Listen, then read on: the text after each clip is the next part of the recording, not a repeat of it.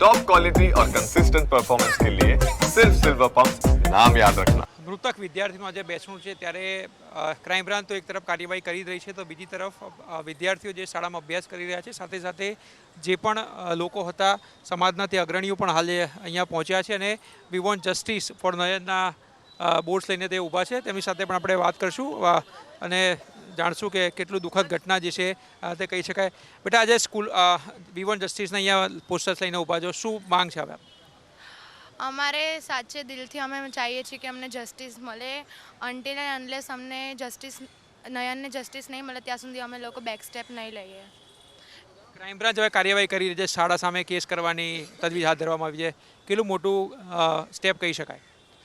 હું તો કહું છું જેમ આપણે કહીએ ને કે જે જેવું કરે એને એવું મળે, ટીટ ફોર ટેટ। હું તો કહું છું જેણે જેવું કર્યું એ એવું ભૂગતે। હું એવું જ માંગ કરું છું કે એણે જે બી નયન જોડે કર્યું એના જોડે સેમ જ આવું થાય। ટીટ ફોર ટેટની વાત કરીએ, આજે વી વોન્ટ જસ્ટિસના પોસ્ટર તમે ઊભા છો, શું ડિમાન્ડ છે? ક્રાઇમ બ્રાન્ચ પણ કાર્યવાહી કરી છે શાળા સામે? આ નયનને જસ્ટિસ મળવો જ જોઈએ। મુસેફની સવારે ન્યૂઝ આવી છે કે એને બેલ મળી ગઈ છે, એવું ના થવું જોઈએ, એને ફાંસી ઉપર જવાનું જોઈએ। કારણ કે આ માઇનર છે તો શું થઈ ગયું, મર્ડર તો કર્યું છે ને, તો આને નયનને જસ્ટિસ મળવો જ જોઈએ। આ બહુ બેકાર વાત છે, આને બેલ નહીં મળવી જોઈએ। બેલ ન મળવી જોઈએ, શું કહેશો? ક્રાઇમ બ્રાન્ચ એક તરફ કાર્યવાહી કરી રહી છે, બેસણા દિવસે આ ન્યૂઝ આવ્યા છે, કેટલી રાહતની વાત કહી શકાય અને શું થવું જોઈએ, શું માનો છો? जिन्होंने भी उसका मर्डर किया है उन सबको सामने लाए, पब्लिक के सामने छोड़ा जाए। पब्लिक उनका जो करना चाहे वो कर सकती है, फिर हम ही उनको मार के उनके पेरेंट्स को वापस दे देंगे हम लोग। जो उन्होंने किया वही हम उनके साथ भी करेंगे। हाँ हाँ, छोटा बच्चा नहीं है, खून करने के लिए वो छोटा बच्चा नहीं है, सजा देने के लिए वो छोटा बच्चा है। क्यों खून करने के लिए वो छोटा बच्चा नहीं है, उसके लिए वो बड़ा हो गया। ऐसे तो हर कोई खून करेगा, आज एक का किया कल दूसरे का किया है। ऐसे थोड़ी एक का एक बच्चा माँ बाप का हो पढ़ने के लिए छोड़ते हैं कि मर्डर करने के लिए छोड़ते हैं। स्कूल वालों की जवाबदारी नहीं होती है, स्कूल वालों की जवाबदारी, वहाँ लेडीज थी वो माँ नहीं है किसी की, वो किसी की माँ नहीं है क्या? ऐसे किसी के बच्चे को छोड़ दिया, शर्म आती है उनको? डूब के मर जाना चाहिए उसी टाइम उनको तो, और उस लड़के को पब्लिक को सौंपो, जो पब्लिक करेगी फैसला वही होगा। પબ્લિક ઉપર ફેસલો છોડવો જોઈએ, બોલો। એકચ્યુઅલી શું છે કે ફક્ત 7 ડેઝના સ્ટુડન્ટ નથી અહીંયા બીજી પણ સ્કૂલોના સ્ટુડન્ટ છે, બ્રાઇટ છે।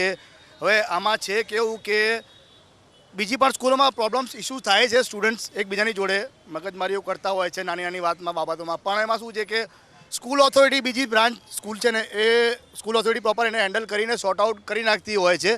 એ અમારા છોકરાઓ પણ કહે છે કે અમારા જોડે પણ એવું થાય છે, પણ એ પ્રોબ્લેમ આટલી મોટી નથી કે મર્ડર સુધી વાત પહોંચી જાય, બરાબર ને? તો એના હિસાબે હવે પબ્લિકનું ને સ્ટુડન્ટ્સનું કેવું એમ કે જેનું બાળક ગયું છે એ પેરેન્ટ્સની સામે એમને પહેલાં તો હાજર કરો, પછી જે પબ્લિક થશે એ પબ્લિક જ કરશે। આજે પબ્લિક કે પોલીસ જે કંઈ કરે છે બધું સારું જ કરે છે, પણ આજે જેનું ગયું છે એને વધારે ખ્યાલ હોય।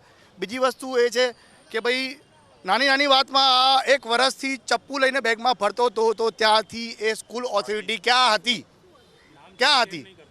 એ લોકોના નામ જાહેરો કેમ નહીં કરતા? આટલી મોટી ક્રાઇમ બ્રાન્ચ કામ કરી રહી છે, જે પણ સારું કામ કરી રહી છે, પણ જે નામો છે માઇનોર છે કોઈ પણ છે એનું નામ ઇસ્યુ કરો, બહાર કાઢો તો ખબર પડે પબ્લિકને કે આનાથી આપણે સાવધાન રહેવું પડશે। આ 7-8 જણા જે કંઈ પણ છે, બરોબર ને? બીજું કોનું દબાણ છે જેની પાછળ આ નામો સંતાઈ રહ્યા છે, કોનું દબાણ છે એ પણ બહાર આવશે, બરોબર? અમને ખાલી ફક્ત સરકાર માનેશ્રીથી એ જ વ્યક્તિ છે કે જે કંઈ હોય આનું સોર્ટ આઉટ લાવો અને આમને બહાર પહેલાં તો પબ્લિક વચ્ચે લાવવું પડશે એકવાર, બસ।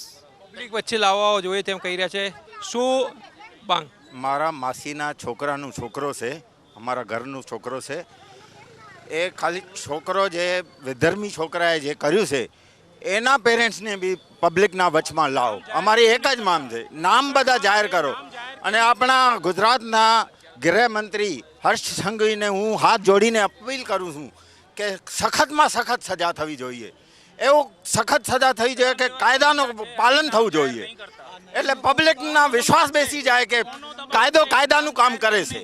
આપણી એક જ માંગ છે, એ છોકરાને પબ્લિકના વચમાં લાવો અને એમના પેરેન્ટ્સને બી વચમાં લાવો તો બધાના નામ પણ જાહેર થવા જોઈએ। એ ખાલી એક વિધર્મી છોકરો એક જ નહોતો, 6-7 જણા છે, એ બધાને પબ્લિકના વચમાં લાવો, અમારી એક જ માંગ છે। સમાજના અગ્રણીઓ ઉપરાંત વિદ્યાર્થીઓ પણ જે છે તે શાળામાંથી આવ્યા છે, તેમની એક જ ડિમાન્ડ છે કે શાળામાં જે છે ઘટના ઘટી ખૂબ જ દુઃખદ છે અને ઠોસ કાર્યવાહી ક્રાઇમ બ્રાન્ચ કરી રહી છે, પરંતુ જે વિદ્યાર્થી છે છરી મારનાર તેનું નામ જાહેર કરવું જોઈએ, તેના ફેમિલીને પણ પબ્લિક વચ્ચે લાવવો જોઈએ અને કાર્યવાહી કરાવવી જોઈએ.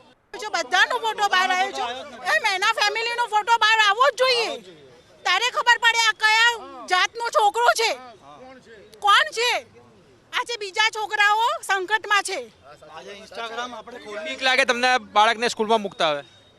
બધાને બીક જ લાગે છે. અમે અમારા એડમિશન પાછા લઈ જ લેવાના છીએ. એક સ્કૂલ ચાલુ થાય તો સ્કૂલમાં મોકલવા અમે રેડી જ છીએ નહીં, અમે મોકલવાના જ નથી.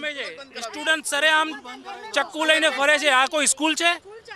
આવી સ્કૂલની માન્યતા રદ નહીં થવી જોઈએ. એક બાળક જતો રહ્યો, બીજાનો શું થશે?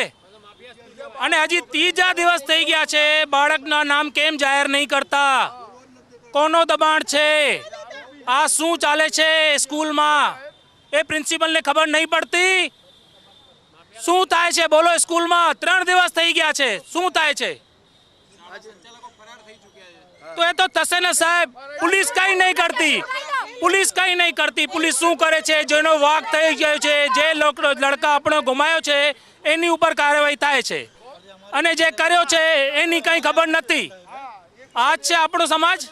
આવું જ થશે આજે ગુજરાત સરકારમાં.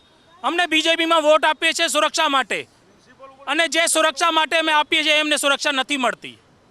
હજી 3 દિવસ થઈ ગયા છે, બાળકનું નામ કેમ નહીં આવતો? કેમેરામેન પટેલ સાથે આશુતોષ ઉપાધ્યાય, ન્યૂઝ કેપિટલ, અમદાવાદ.